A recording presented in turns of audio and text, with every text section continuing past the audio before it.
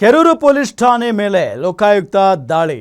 Red hand ಆಗಿ ಸಿಕ್ಕಿಬಿದ್ದಿದ್ದಾರೆ PSI ಮತ್ತು constable.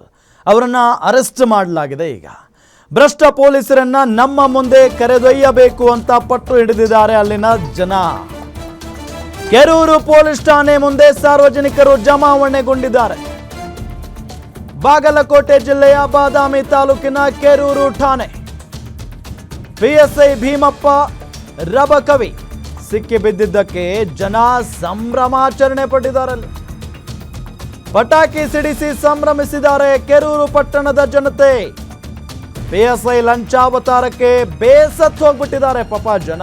ನೋಡಿ ಎಷ್ಟು ಖುಷಿ ಆಗಿರ್ಬೇಡ ಅವರಿಗೆಲ್ಲ, ಎಷ್ಟು ಖುಷಿ ಆಗಿರ್ಬೇಕು ನೋಡಿ. ಆ ಪಿಎಸ್ಐ ಮತ್ತು ಆ ಕಾನ್ಸ್ಟೇಬಲ್ ಸಿಕ್ಕಾಕೊಂಡಿದ್ರಿಂದ ನಮ್ಮ ಮುಂದೆನೆ ಅವ್ರನ್ನ ಎಳ್ಕೊಂಡು ಹೋಗಬೇಕು. ನಮಗೆ ಕಾಟ ಕೊಟ್ಟಿದ್ದು ಅಷ್ಟಿಷ್ಟಲ್ಲ, ಅವರು ಲಂಚ ಬಾಕ ಇನ್ಸ್ಪೆಕ್ಟರ್ ಈತ ಅನ್ನೋ ನಿಟ್ಟಿನಲ್ಲಿ ಸಿಕ್ಕಾಪಟ್ಟೆ ಆಕ್ರೋಶ ವ್ಯಕ್ತವಾಗಿದೆ. ಅದಾದ ನಂತರ ಪಟಾಕಿ ಎಲ್ಲ ಸಿಡಿಸಿ ಸಂಭ್ರಮಾಚರಣೆ ಪಟ್ಟಿದ್ದಾರೆ ಕೆರೂರಿನ ಜನ.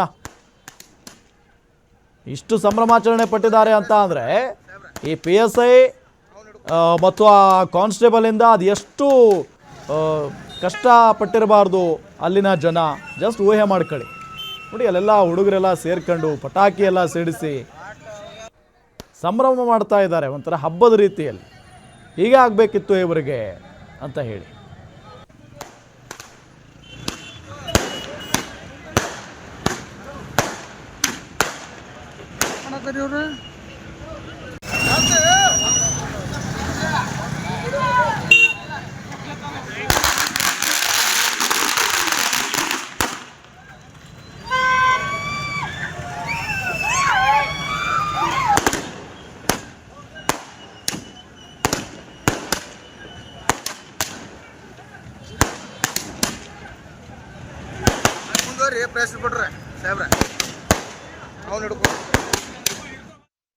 ನೋಡಿ, ಪಟಾಕಿ ಸಿಡಿಸಿ ಯಾವ ರೀತಿಯಾಗಿ ಸಂಭ್ರಮಿಸಿದ್ದಾರೆ ಕೆರೂರು ಪಟ್ಟಣದ ಜನತೆ. ನಿಮಗೆ ದೃಶ್ಯದಲ್ಲಿ ನಾವು ತೋರಿಸ್ತಾ ಇದ್ದೀವಿ.